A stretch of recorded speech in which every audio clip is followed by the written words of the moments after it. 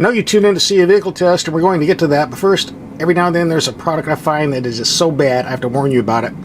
And here's one right here, the Stufz, America's burger maker. Makes stuffed burgers like a pro, perfectly sealed patty every time.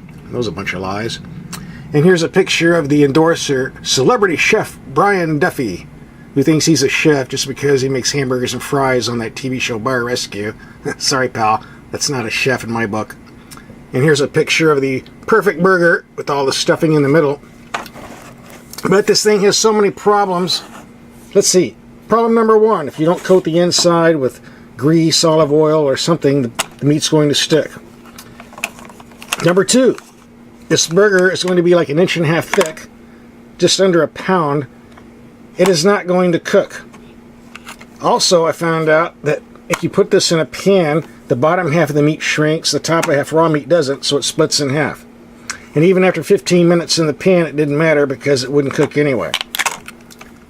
Try the George Foreman grill, put it in there for 15-20 minutes, and it'll be done on the outside, but still raw on the inside. Which means, in order to cook this middle here, you got to put it in the microwave for 5 minutes. You better be careful with that, because with the wrong ingredients, it might start boiling and pop all over the inside of your microwave oven. This thing is a total waste of money. If you got one for Christmas, don't use it. Just wrap it up and give it to someone you hate next year for next Christmas. A total waste of money. By the way, if you know anyone who's thinking about buying one of these, copy this video, put it on Facebook, and spread the word. Now we'll get back to what we normally do, testing vehicles. This is the 2014 Lexus 450h Hybrid. The information here also applies to the 2015 model. We'll also be taking a drive in this Toyota Prius Hybrid plug-in model. And even if you don't like the Prius, you might want to watch the video anyway, because when I tell you how much this car costs, you are not going to believe me. This is a nice looking car with a bright red paint. And of course a view from the rear. And a hybrid decal, let everybody know that you're interested in saving gas and saving the planet. Doing so is going to cost you, this car is a whopping $70,649. Alright, so what are we getting for our money? Well, the base car runs $59,000, but you have options: a blind spot monitor at $700, a monstrous $9,000 luxury package with too much stuff I won't mention, premium sound system, 330 watts, another $1,800, navigation system, $1,700, one-touch power trunk, $400, etc. Amazing cargo net, $64 extra, and trunk mat, $105 extra. Shouldn't this be standard? And it all comes there, 70,849 smackers. Now the base V6 engines in the Lexus Toyota line put out anywhere from 270 to 306 horsepower, getting around 19 to 28 miles per gallon. Now ordinarily, if you wanted to boost horsepower, you could put a turbocharger or supercharger on, but superchargers and turbochargers require premium fuel, and also they use gas. So instead, we get two electric motors that boost power to over 330. And since the electric engine allows the V6 to work less hard, instead of 19 to 28 EPA, we get 29 to 34 EPA. Now with more horsepower, you'd think the car would be quicker. Not necessarily. Both the standard 306 horsepower V6 and this vehicle do 0 to 60 in around 5.6 seconds. But there's a big difference on this car here. You'll see when you drive it. What you get on this combination is torque, and plenty of it. Right from the stop.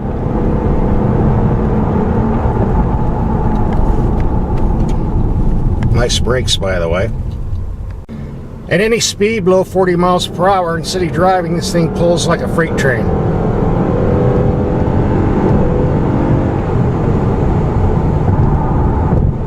Very comfortable suspension too. Now the steering is electric rather than hydraulic, but it feels hydraulic, and that's what's important. Lexus has done a very good job here. Too bad some of the German companies can't duplicate this, because some of their electric steerings are just lousy. Now we have a button here for normal driving, eco driving, and the sport mode. Now when you push the button, the system will pull up on the dash. There we got the eco car and the sport mode. And here you press the menu button, and then with this controller you can pick what you want: destination, setup, radio, media, climate, phone, etc.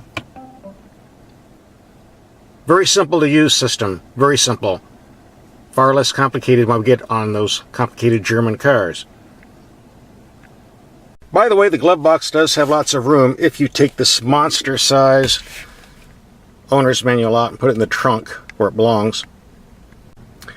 Another feature I like, there's a button that turns off the auto dimming mirror, so when you're driving in heavy city night traffic you can actually see through your mirrors instead of smashing into someone's car.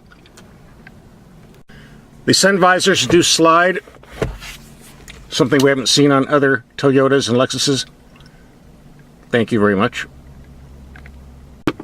Got a nice console here, lots of room. And part of that $10,000 luxury package includes this. The bulletproof screen, so when Al-Qaeda fires at you. No, I'm just kidding. We also get paddle shifters on the steering wheel instead of the steering column. They belong on the steering wheel, not the steering column, so that's good. I'm told this is genuine wood. Feels like it and smells like it. Lexus redesigned the rear so passengers back here would have more headroom, and it's working quite well. And here's another view of the interior. Wide view. Very high quality materials and workmanship. This is one feature I did not like. The rocker panels under here are way too wide. This bodywork sticks out. You get dirt and mud all over your pants. Most of this is just cheap plastic anyway. Bad. Also, when you change from the sport and eco modes, you see this on the dash. The power gauge goes away on the left and turns into a tachometer for that performance driving you get in the sport mode. Neat system. Okay, gas mileage on this Lexus. Well, here we go. 118 miles. 80% city, very hard driving. Had my foot in it the whole time. 20% freeway. Only spent about 10% in the eco mode, the rest either regular or sport mode, and 30.9 miles per gallon. Shows it right here. I think I'm very impressed. Now remember, like I told you at the beginning of the video, this isn't about fuel economy, it's about engine power. But if you get the fuel economy as an end result, why complain, right? How many 330 horsepower cars can do 31 miles per gallon? Not too many, I know. Okay, an update on the mileage. 170 miles of city driving, and I've dropped to 29.7. Compare that to the base V6 at 23. It's pretty good. Just a note, earlier in the video I said that superchargers require premium fuel. This is one of the few hybrids on the planet that also requires premium fuel. No regular for you. Alright, let's do the headlight test on this Lexus hybrid, and as you can see the brights are very, very nice, but oh, that's not good. 70 feet and I'm off like 6 inches off the ground on the left and about 9 inches on the right. Not good. If you drive on back roads where there's wildlife roaming around on the street, you better keep those brights on at night. This is a very, very comfortable car to drive.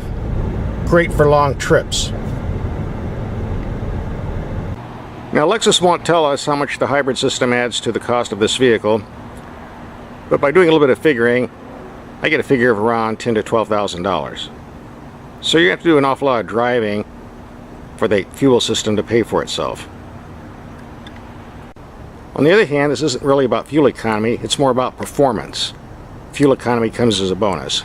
And in that respect, I think the extra power you get off this engine and the massive amount of torque in city driving is well worth the $10,000 to $12,000 extra. If you can afford the 70 grand price tag, that is. If you can't, the base car with the gasoline engine at 46 grand is certainly nice to drive. Or you'd fork up the money for the Toyota hybrid that's coming up next. Okay folks, I'm running up my electric bill just so I can show you a Merry Christmas. Someone left me 2 presents under the tree. And we got Santa Claus on the roof to give me some more. So, Merry Christmas and Happy New Year.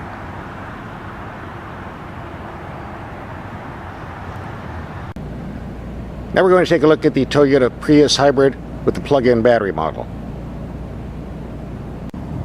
Now if you're interested in a total review of the Prius, I've already done videos on that, so we're not going to cover the Prius as a model here. Instead we're going to cover the plug-in system and how it works and maybe how it doesn't work. Now here's the charging plug. It takes 3 hours and a regular voltage or 240 volts gives you an hour and a half. And once it's charged, the car can run up to 15 miles on electricity alone, up to 62 miles per hour. Now there's 2 ways to look at this. If you drove only on the battery alone, saying 7 miles to work, 7 miles back, and did no other driving, you would never use any gas. That's the positive feature. Or if you drove 15 miles to work on electric and 15 miles back, averaging the 42 miles per gallon I've been getting, you'd be averaging 82 miles per gallon. Now these are the good features. The problem is, it takes about 100,000 miles of driving for the system to pay for itself. So if you drove only 15 to 30 miles a day, it would take you something like 20 years in order to pay for itself. Not a very good idea. On the other hand, let's say you do lots of driving. Let's say you use this as a taxi cab, for example, and you run up 100,000 miles in, say, 3 years. Okay, the hybrid system is going to pay for itself, but how often are you going to be using that battery to go 15 miles? Divided up into the 100,000 miles, it's not going to be that useful. So from a practical standpoint, the way this is going to work is you use the battery system for short trips, like going to the grocery store, taking the kids to school, things like that. Then once the battery depletes, you just run off the regular gas hybrid system. Now if my memory serves me right, this combination puts out around 135 horsepower, so we're not dealing with a rocket here. Now I've already used up the 15 miles on the battery, so from now on I'm going to be driving strictly on the motor and charging system hybrid only. Now according to Toyota, running on this system gives 51 miles per gallon in the city and 48 on the highway. I'm going to tell you straight up front, I've driven these and driven these and driven these, and on the overall you're looking around 41 to 42 miles per gallon average. A little bit more if you're in the city, a little bit less on the freeway. Now, if you live where it's hot, as in August, 116 degrees, the mileage is going to drop like an anvil. I've gotten as low as 32 miles per gallon. Hybrids do not like hot weather, and they will perform lousy in hot weather. Hybrids love cold weather, and right now it's about 65 degrees outside, and I'm getting 42.5 miles per gallon. I suspect if you live in Alaska or Montana, where it's really cold in the wintertime, you might do a little bit better. I've heard around 45 miles per gallon. But you're not going to be seeing 51 miles per gallon. Now if you get on the internet, there are a lot of Prius owners claiming to get like 55 to 60 miles per gallon just off the hybrid gas system alone, and that is total bunk. Not going to happen. They don't get it, and you're not going to get it. These are hyper-miler people who drive 20 miles per hour into the speed limit. You see them on the freeways. Speed limit says 75, they're doing 55. You see them around town. Speed limit says 35, they're doing 25. And you see them at stoplights and green lights, where everyone else is going on a green light and they're just sitting there going out like a snail. Idiots. And they're not getting 55, 60 miles per gallon anyway. Maybe 45, not 55, 65. So let's just settle that right off the bat. Now, of course, remind you, this is a plug-in, so you do get 15 free miles of electricity on here to add into your gas charging system when you're driving. So sure, if you get 15 miles electric and 15 miles at 42 miles per gallon, you're going to average 84 miles per gallon. But the system alone, just the gas hybrid without the battery, is never going to do more than 45 miles per gallon. Get recharged at Bookman's free electric vehicle charging, EV parking only. Hey, that means I can actually park here for once. And of course it doesn't want to reach. Son of a bitch. Let's try this again. Okay, finally got it to fit. What a hassle. But then again, it's free. I guess I can't bitch, right?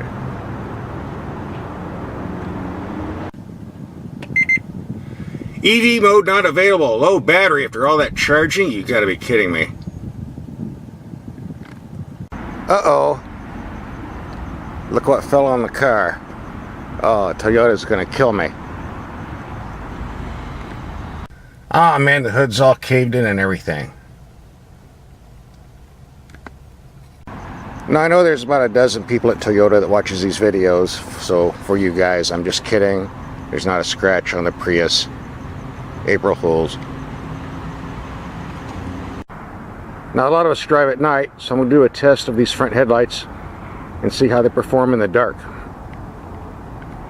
Now, as you can see, with the brights on, 60 feet away, lots of light, great for highway driving. With the low beams, we've got bright light within 50-60 feet, but the cutoff is very sharp. So if you're driving on back roads where there's lots of wildlife, you might want to drive with your brights on more often.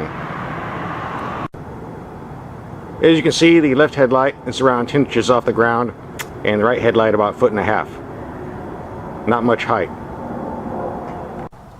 And here from the car we see the high beam illumination, which is excellent. You go to low beam, it gets a little dark out there. Now, I told you at the beginning of the video I was going to shock you with the price tag, so here it is. $38,650. Yep, you heard right. A BMW Audi price for a Toyota Prius. Now, if you're thinking about buying one of these, let me clarify some points. First of all, the base Toyota hybrid with the gas charging system runs only $24,000. This model here with the electric plug-in starts at $31,000. But this was the deluxe model, which includes a lot of features you don't get on the base car, like a bigger screen display and power seats, things of that nature, so runs around $35,000. And we had a luxury package at $2,600, radar, cruise control, auto leveling suspension, heated seats, things like that. Plus, they have the audacity, though, to charge an extra $225 for front and rear carpeted floor mats. I mean, come on, if I'm handing 38 grand over, do I need to pay an extra $200 for mats for my floor? And there's a $10 processing and handling fee. Yep, $10 extra on a $38,000 car. I think the floor mats and the handling fee should be included in the price, don't you? But it's not. You'll have to work that out with your dealer. So here you go, folks. Almost 39 grand for this Prius plug-in. Hey, why get a BMW or an Audi when you have this for 38, right? Now, would I pay the 35 to 38 grand for that plug-in battery system? Probably not. I mean, it's nice to be able to drive 15 miles on electricity. And if you plug that socket in your neighbor's wall socket, you might get a free ride on top of that. But I think the base Prius at $25,000 makes more sense.